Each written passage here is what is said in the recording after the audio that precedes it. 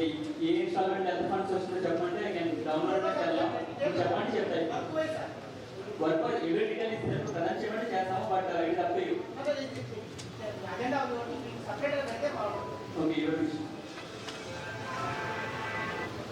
Okay కొంచెం late చేయడం వల్ల ఈ ఫండ్స్ మళ్ళీ రాకుండా పోయే అవకాశాలు ఉన్నాయి.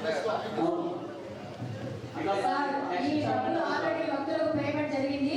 పేమెంట్ చేసిన దగ్గర మీరు అక్కడి నుంచి జస్ట్ ఒక ఎస్ చెప్పించుకుంటున్నారు. అది అవసరమా? ఒక చర్చ అనేది జరగాలి కదా. మనం ₹1 వాడామంటే ఆ వాడబోయే రూపాయి ఎందుకు వాడుతున్నారు అనేది ముందు ఇంతమంది 50 మంది సభ్యులు ఉన్నారు. ఆ సభ్యులతో చర్చించి ఆ తర్వాత డిసిషన్ తీసుకొని ఇది అవసరమా కాదని ఆలోచించుకొని మనం ముందుకు వెళ్ళాలా. సదరు ఏ భక్తులకి సహకారం కోసం ఈ వర్కులు జరిగినాయి, ఎవరికి పేమెంట్ చేశారు అనేది చర్చ అనేది రావాలా. ఒక రాటిఫికేషన్ పెట్టేసి దాని మీద ఒక రాజముద్ర వేసేసి 20 సంవత్సరాలుగా అప్లికేషన్ గురించి మనం మాట్లాడుతున్నాం.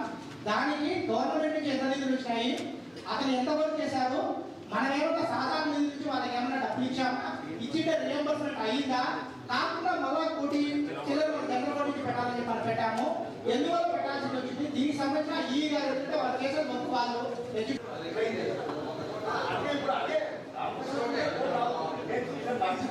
ప్రత్యేకంగా చూసాను పెట్టుకున్నాను.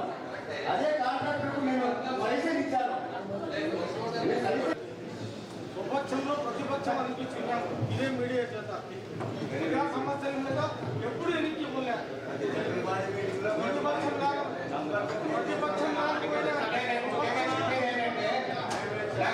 ప్రాపర్ ట్యాక్స్ చేస్తున్నారు, మిగతా పాటంతా వదిలేశారు. దాన్ని రీఅసెస్మెంట్ చేస్తే రివార్డ్ ₹50,000. నేను చెప్పేది ఏంటంటే గవర్నమెంట్ చేంజ్ ఎందుకంటే గవర్నమెంట్ వస్తుంది, వాళ్ళు ఒక రూలు మీరు ఒక రూలు, ప్రజల మీద భారం వేసి ఎవరు రెస్పాన్సిబుల్ కొత్త ఇన్ఫార్మ్ చేయమన్నారు అని చెప్పారు. ఆ నెంబర్ మాకు ఫార్వర్డ్ చేయమని నేను చెప్పినాను. ఆయన పేరు రవిరెడ్డి అంట. ఈ రవిరెడ్డి ఎవరు? నా డివిజన్లో ఆయనకి ఏం పని? నా డివిజన్లో ఒక కార్పొరేటర్గా నన్ను సహకరించకుండా ఎవరు ఈ రవిరెడ్డి? ఆయనకి ఎందుకు మీరు పత్రాలు అందజేసి ఆయన చేతికి ఇన్ఛార్జిగా ఇచ్చినారా, లేకపోతే ఎవరు ఆ వ్యక్తి? ఆయన వచ్చి పింఛన్లు చూసుకోవడం ఏంటి? ఇన్ని సంవత్సరాలు మేము ఆయన కష్టపడి గెలిచిన వాళ్ళము, మమ్మల్ని ఎందుకు పిలవడం లేదు? ఫస్ట్ థింగ్, ఎవరికి ఏ ప్రోటోకాల్ ఇన్విటేషన్స్ ఇవ్వలేదు. ఎవరికి ఇంట్రెస్ట్ ఉంటే గవర్నమెంట్ ప్రోగ్రామ్ వాళ్ళు వచ్చి పార్టిసిపేట్ చేశారు. రెండవ పాయింట్, మీరు ఎప్పుడు అలంకారపల్లి మీ పేరు మీద రాయించుకున్నారు? మీరు రాయించుకోలేదు కదా, దాని మీద ఆస్తి హక్కు మీకు లేదు కదా. మీరు జస్ట్ అలంకారం వినండి, మీరు క్వశ్చన్ చేశారు, నేను ఆన్సర్ ఇవ్వండి. అలంకారపల్లిలో మీరు ఒక కార్పొరేటర్గా గెలిచినారు. మీరు కూడా ఉన్న 50 మంది కార్పొరేటర్లలో మీరు కూడా ఒకరు. ఫినిష్ చేయండి, డోంట్ ఇంటరప్ట్ మీ. ఫినిష్ చేసినాక మీరు మాట్లాడండి. సో మిగతా 47 మంది కార్పొరేటర్స్ కడప నియోజకవర్గంలో వచ్చే కార్పొరేటర్స్ ఎవరికైనా ఫోన్లు వచ్చినాయా? ఎందుకు చేయలేదు, ఎందుకు చేస్తారని కాదు క్వశ్చన్. ఒక నిమిషం ఆగండి, మీకు చాలా కావాల్సిన సమాధానం నేను ఇయ్యను. నేను ఏమి ఇవ్వాలనుకుంటున్నా అది ఇస్తాను. అది వినే వరకు ఓపిక అనేది ఉండాలి మీకు. అర్థమైందా? ఎవరు రవిరెడ్డి, ఎవరు X Y Z, నన్ను క్వశ్చన్ అయ్యండి. రవిరెడ్డి ఎవరో మీరు వెళ్ళి మీ కార్పొరేటర్ ఏ కార్పొరేషన్ లో మీరు గెలిచారో ఆ కార్పొరేషన్ రవిరెడ్డి ఎవరో మీరు కనుక్కోండి. అర్థమైందా? రెండో పాయింట్ వినండి. నేను I repeatedly asking you to listen. అర్థమైందా? ఏ ఒక్క 47 మంది కార్పొరేటర్స్ కి ఇన్విటేషన్ లేదు. అందులో మీరు కూడా ఒకరు మాత్రమే. ఫస్ట్ అర్థమైందా? గవర్నమెంట్ ప్రోగ్రామ్ ప్రకారము ఎమ్మెల్యేలకు ఆదేశం వచ్చింది. ఎమ్మెల్యేలు ఇన్వాల్వ్ అయిపోయి 3 కార్పొరేషన్స్ డిసైడ్ చేసుకోవడం జరిగింది. దాంట్లో వాళ్ళకి కోఆర్డినేషన్ ప్రకారము మాకు సంబంధించి పార్టీలో ఎలక్షన్ లో మాకు కోఆపరేట్ చేసిన వాళ్ళకి ఒక పేరు మేము ఇచ్చినాం. దాని ప్రకారం వాళ్ళతో ఇంటరాక్ట్ అయిపోయి దాన్ని అరేంజ్మెంట్ చేశారు. అంతే, దానికి ఆన్సర్ అంతే. వాళ్ళెవరు వీళ్ళెవరు? నా కార్పొరేషను. మనమేం కార్పొరేషన్ సొంతంగా రాయించుకోలేదు, నేను నియోజకవర్గాన్ని సొంతంగా రాయించుకోలేదు. మీరు కార్పొరేషన్ కార్పొరేటర్, మీకు ఇంట్రెస్ట్ ఉంటే గవర్నమెంట్ ప్రొసీజర్ లో మీరు పాల్గొనాలనుకుంటే ఇంట్రెస్ట్ వచ్చి పాల్గొంటే నా ఇంట్లో పెళ్లి కాదు, మీ ఇంట్లో పెళ్లి కాదు మీకు ఇన్విటేషన్ ఇవ్వడానికి. మీరు ఈ విధంగా క్వశ్చన్స్ పబ్లిక్ మీటింగ్ లో ఏంటండి? అవైతే నాతో పర్సనల్ వచ్చి మాట్లాడని మీకు సమాధానం ఇస్తాను. ఓకేనా? మేమేసి వేయడం జరుగుతుంది ఒక కార్పొరేటర్ గా. నా డివిజన్ లో ఏ కార్యక్రమం అయినా కూడా అదేలాగే ఇన్సూరెన్స్ కూడా మరి మాకు చెప్పలేదు కదా. చెప్పలేదు. ఏం మీకు అదే రెస్ట్ ఆఫ్ ద 47 తో పాటు మీరు కూడా లాస్ట్ 7 మాత్రమే. అర్థమైందా?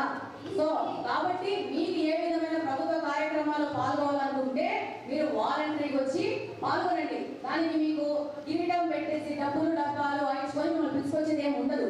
మీకు ఇంట్రెస్ట్ ఉంటే ప్రజల మీద మీరు వచ్చి పార్టిసిపేట్ చేస్తారు అంతే. రెస్ట్ ఆఫ్ ద పీపుల్ ఎవరికి ఇంట్రెస్ట్ ఉంటే వాళ్ళు పార్టిసిపేట్ చేస్తారు. అది ఒక డిసిషన్ తీసుకోవడం జరిగింది. ఆ డిసిషన్ ప్రకారం ముందుకు వెళ్ళినాము. అంతేనా? మీరు ఎందుకు రాలేదు మరి? అది మీ తప్పు. మీకు ఇంట్రెస్ట్ ఉంటే మీరు వచ్చి పార్టిసిపేట్ చేయాలా. ఎమ్మెల్యే గారు వస్తున్నారని మీకు తెలుసు కదా?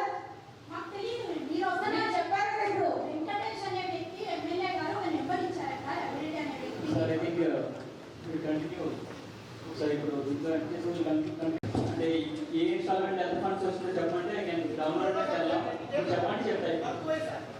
వర్క్ ఎవరి డీటెయిల్ ఇస్తున్నప్పుడు ప్రధాన చేయమంటే చేస్తాము. బట్ ఇది తప్ప ఓకే కొంచెం లేట్ చేయడం వల్ల ఈ ఫండ్స్ మళ్ళీ రాకుండా పోయే అవకాశాలు ఉంటాయి. సార్, ఈ డబ్బులు ఆల్రెడీ భక్తులకు పేమెంట్ జరిగింది. పేమెంట్ చేసిన దగ్గర మీరు అక్కడి నుంచి జస్ట్ ఒక ఎస్ చెప్పించుకుంటున్నారు. అది అవసరమా? ఒక చర్చ అనేది జరగాలి కదా. మనం ₹1 వాడామంటే ఆ వాడబోయే రూపాయి ఎందుకు వాడుతున్నారు అనేది ముందు ఇంతమంది 50 మంది సభ్యులు ఉన్నారు. ఆ సభ్యులతో చర్చించి ఆ తర్వాత డిసిషన్ తీసుకొని ఇది అవసరమా కాదని ఆలోచించుకొని మనం ముందుకు వెళ్ళాలా. అతను ఏ భక్తులకి సహకారం కోసం ఈ వర్కులు జరిగినాయి, ఎవరికి పేమెంట్ చేశారు అనేది చర్చ అనేది రావాలా. ఒక రాటిఫికేషన్ పెట్టేసి దాని మీద ఒక రాజముద్ర వేసేసి 20 సంవత్సరాలుగా ప్యూరిఫికేషన్ గురించి మనం మాట్లాడుతున్నాం. దానికి గవర్నమెంట్ నుంచి ఎంత నిధులు వచ్చినాయి, అతను ఎంత వర్క్ చేశారు, మనమేమో సాధారణ నిధుల నుంచి వాళ్ళకి ఏమైనా డబ్బులు ఇచ్చామా, ఇచ్చింటే రియంబర్స్మెంట్ అయ్యిందా, కాకుండా మళ్ళా కోటి చిల్లర జనరల్ నుంచి పెట్టాలని చెప్పి మనం పెట్టాము. ఎందువల్ల పెట్టాల్సి వచ్చింది, దీనికి సంబంధించిన ఈ గారు వాళ్ళు చేసే వర్క్ వాళ్ళు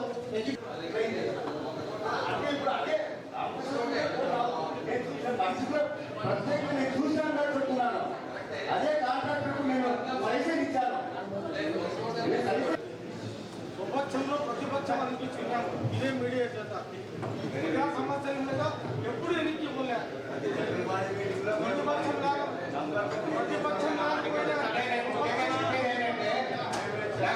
ప్రాపర్ ట్యాక్స్ చేస్తున్నారు.